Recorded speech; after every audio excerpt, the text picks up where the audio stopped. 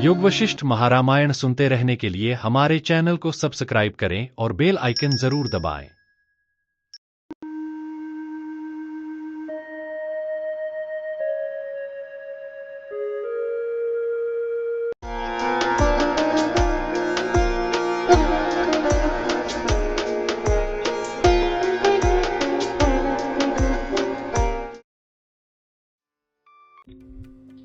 निर्वाण प्रकरण सर्ग 57। जिस दृष्टि से मन शीघ्र ही वासना शून्य हो जाता है और सुख स्वरूप अद्वितीय आत्मा अवशिष्ट रह जाता है, उस दृष्टि का उपदेश। वासना की शिथिलता में उपयोगी होने से पूर्व में प्रदर्शित जगत में आश्चर्यता दृष्टि का ही वर्णन करते हैं। श्री भगवान ने कहा, हे अर्जुन, इस संसार के विषय में सबसे बढ़कर यह आश्चर्य समझो कि पहले तो निराश्रय में जगत रूप चित्र उत्पन्न होता है और उसके बाद आधार रूप भूत भुवन आदि विराट दीवार उत्पन्न होती है। व्यष्टि समूह स्वरूप समष्टि भूत विराट की कल्पना व्यष्टि कल्पना के अधीन है, इसलिए भी उसकी बाद में उत्पत्ति है, यह जानना चाहिए। हे अर्जुन, पहले निराश्रय चित्र के उत्पन्न हो जाने पर पीछे उसकी आश्रयभूत विशाल दीवार दिख पड़ती है। अहो, यह एक अद्भुत माया है, इसका स्वरूप अत्यंत असंभावित है, इसलिए यह माया है और अत्यंत विरुद्ध होने से इसका स्वरूप असंभावित है। इस आशय से प्रसिद्ध इस प्रकार की माया का दृष्टांत देते हैं। यह उस तरह की है जिस तरह तुम भी जल में डूबती हो और पत्थर की चट्टान तैरती हो। जगत रूप चित्र में तो एक आश्चर्यमयता है ही, परंतु उससे भी बढ़कर आश्चर्य तो यह है कि शून्य रूप उसमें जगत में चिदाकाश स्वरूप तुम्हें जो अहं भाव हो रहा है, यह कहते हैं।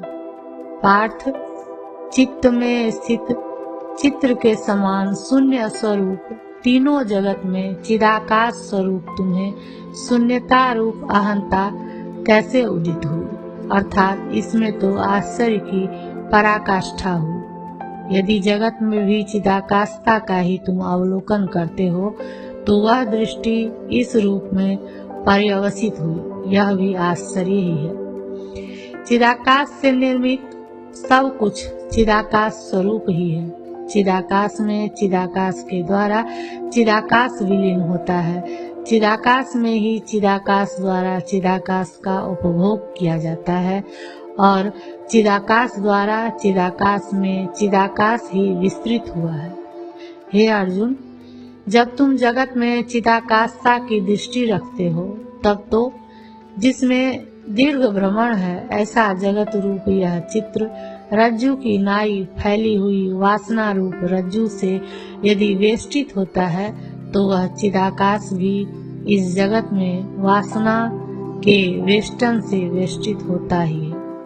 इस वासना वेष्टन की ज्ञान से अतिरिक्त किसी और उपाय से जो दुरुच्छेद देता है वह भी अधिष्ठान की दृढ़ता से ही है, न कि स्वतः उसकी दृढ़ता है। जैसे प्रतिबिंब अपने आधारभूत दर्पण में स्थित रहता है, वैसे ही यह जगत भी, जो कि अपने अधिष्ठान रूप ब्रह्म से भिन्न न होने के कारण छेदन एवं भेदन के अयोग्य है, अपने अधिष्ठान भूत ब्रह्म में ही स्थित है।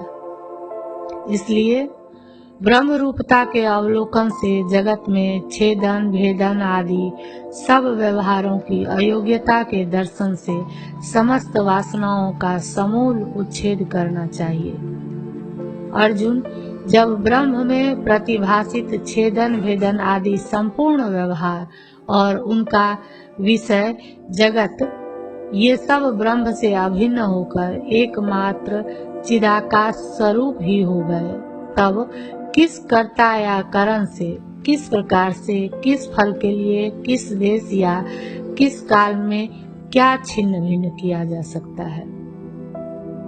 तात्पर्य यह है कि छेदन आदि व्यवहारवाद ब्रह्म से अतिरिक्त विषयों में देखे गए हैं। इसलिए जब यह जगत ब्रह्म से अभिन्न ही सिद्ध हो चुका है, तब किसी कर्ता या करण से किसी प्रकार से किसी फल के लिए किसी देश या काल में कुछ भी छिन्न या भिन्न नहीं हो सकता। अतः इन वासनाओं को तुम समूल उखाड़ कर फेंक दो।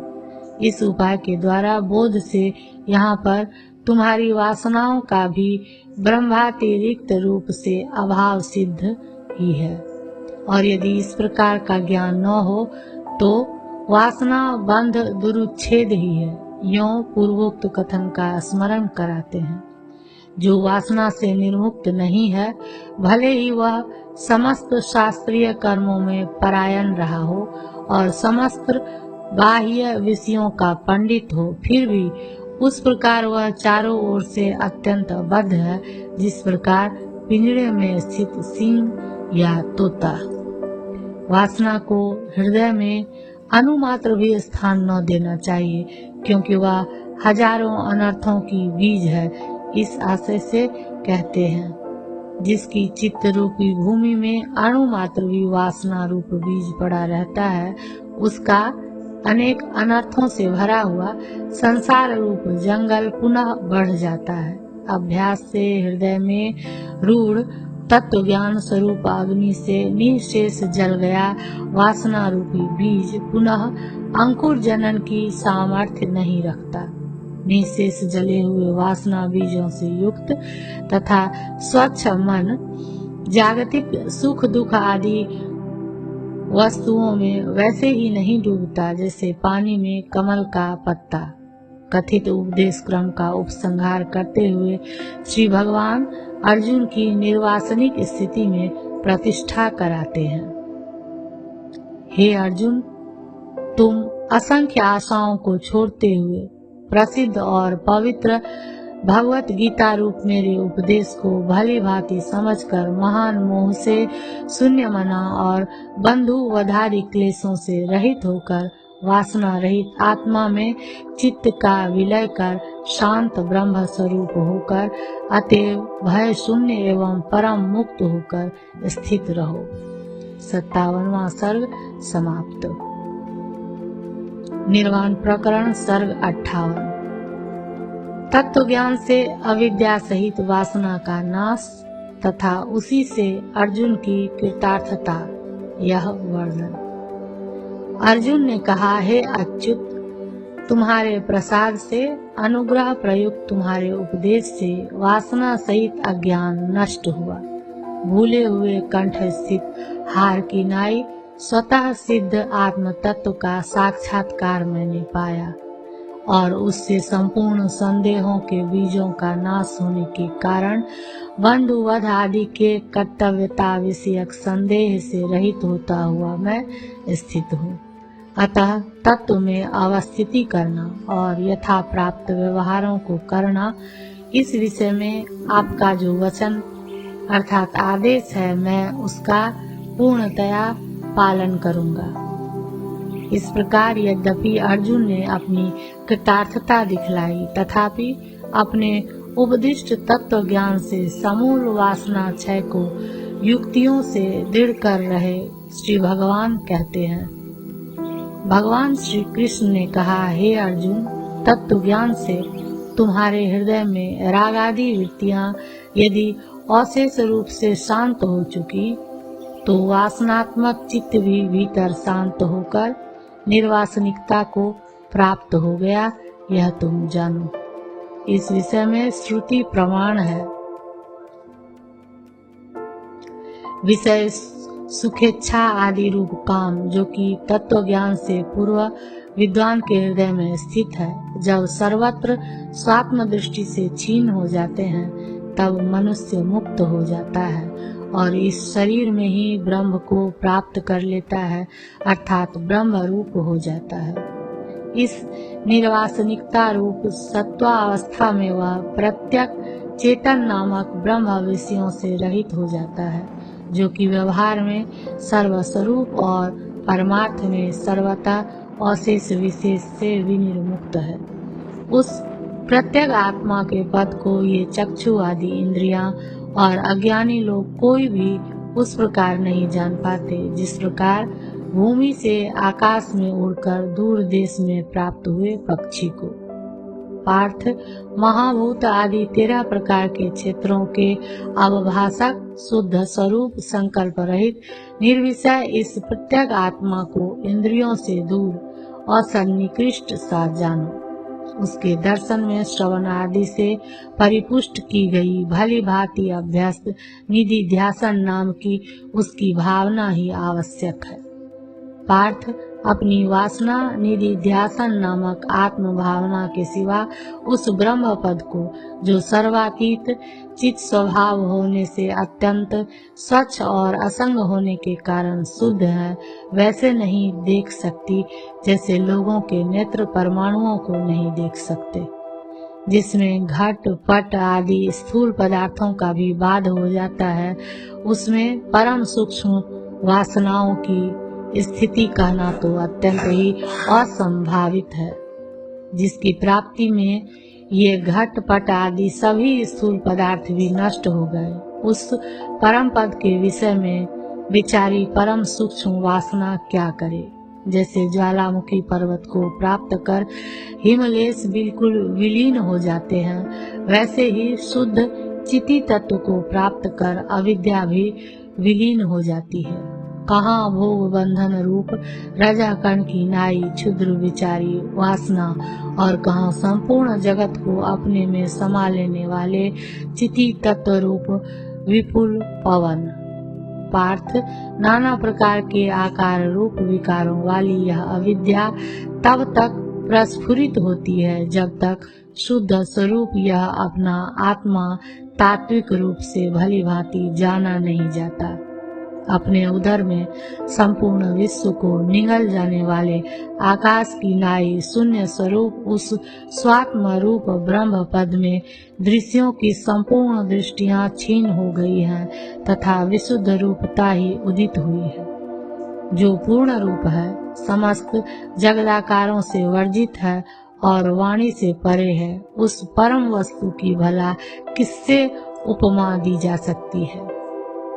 हे अर्जुन, इसलिए तुम केवल पूर्ण आत्मा के साक्षात्कार से होने वाली कामनाओं की निवृत्ति रूप मंत्र युक्ति से विषयात्मक विष से उत्पन्न महामारी रूप निरंतर प्रवृत्ति की हेतु अंतःकरण स्थित वासना का निपुणता पूर्वक निराकरण कर संसार बंधन से रहित तथा संपूर्ण अनर्थों की भूमि मद रूप ही हो जाओ।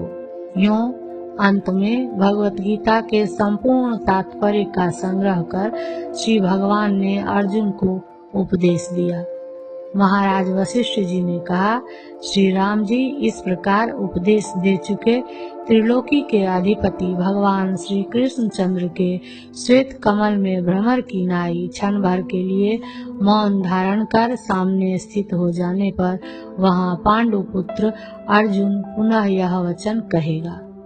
अर्जुन ने कहा, हे भगवान, संपूर्ण लोकों का भरण पोषण करने वाले आपके वचन से मेरी यह बुद्धि जिसका समस्त शोक भार गल गया है, उस प्रकार परम विकास को प्राप्त हुई है जिस प्रकार सूर्य से कमलिनी विकास को प्राप्त होती है। श्री राम जी उस प्रकार के वचन कहकर और उठकर गांडीव धनुर्धारी श्री कृष्ण रूप सारथी वाला वह पांडुपुत्र अर्जुन संदेह रहित होता हुआ रण लीला करेगा, यानी युद्ध में जुट जाएगा।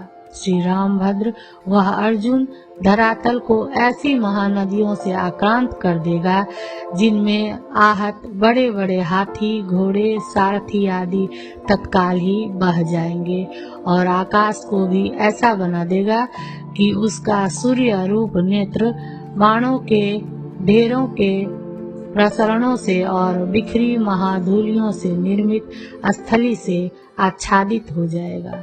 58वां सर्ग समाप्त।